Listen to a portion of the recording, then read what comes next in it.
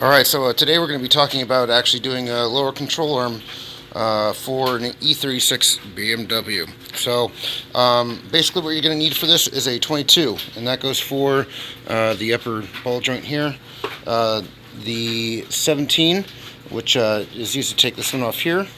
Actually 19, I'm sorry.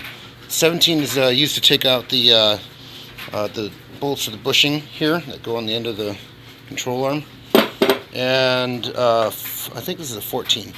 Let's see, that's a 16. 16 is used to take off the drag link from the sway bar. So basically, the symptoms that I got from the car was driving highway speeds. You start getting a wobble. That and then low speeds. When you turn, you start hearing a creaking. And usually, it's coming from the passenger side. So as you can see, this is pretty worn out. It's done its job. You can see this one here is nice and solid. It takes quite a bit of force. Same thing with this one here. This one's worn out. You shouldn't be able to move it that much. This is very hard to move. So I'll be up in the car in a second here. To remove this, I know a lot of people say use heat, use basically what I did is I took a pickle fork and stuck it between the edges of the bushing.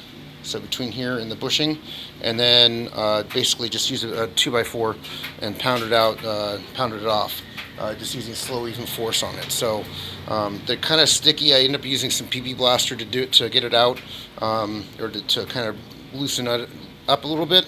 I also did PB Blaster on these when I got the bolts off, just to kind of make sure they're loose and not stuck. So I'll be replacing this. I've already taken this out, obviously.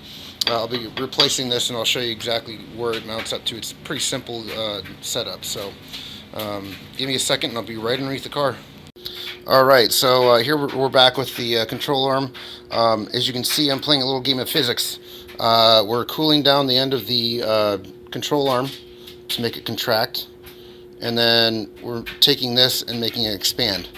So what I'm going to do is basically take this and slip it over at the end of that. So I'll be back in a little bit. It's going to be tricky, and I got to kind of make this quick. So as you can see, there's steam coming up off this. I got to get a pair of pliers, get a pair of gloves on, and basically trying to assemble it. Now there is a lining mark on the bearing, on the rubber bearing there, or the bushing. Basically it aligns with the marking on the sway arm, or the control arm. And I'll be showing that once it's back on. But getting it off was easy. Putting it back on seemed to be kind of a pain in the butt. So I'll be back in a little bit with this. Thanks. Alright, so after heating up this in boiling water, which is still kind of very warm, and then cooling down this, I was able to slip it on. I used some silicone spray to spray on the inside of this. Once it got to the edge of this, I used a 20mm socket on the end, and basically just pounded it on because it fits on with the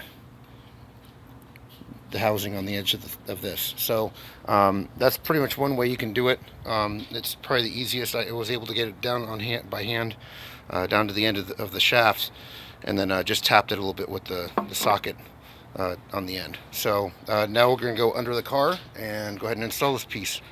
Alright, so here we are underneath the car. So here's the ball joint that attaches to the tire.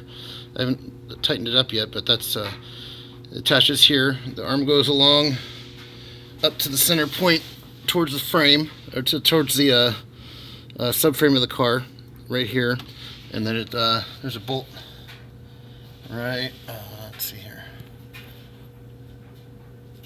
right next to the engine mount. Let's see if I can get it from this side. It's right there. So that's a 22mm, and then there's the bushing right there. So now as far as this goes, the drag link for the sway bar, basically I'm going to have to jack up the car a little bit, or jack up the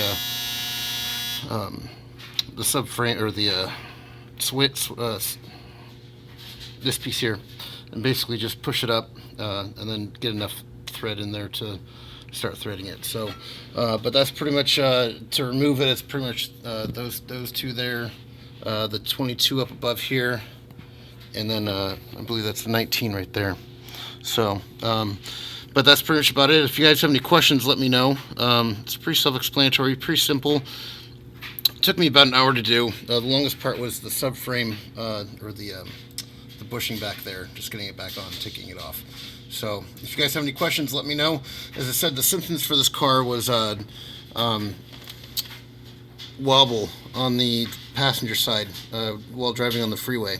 So, and then some squeaking when you made turns at low speed. So, all right, guys, thanks.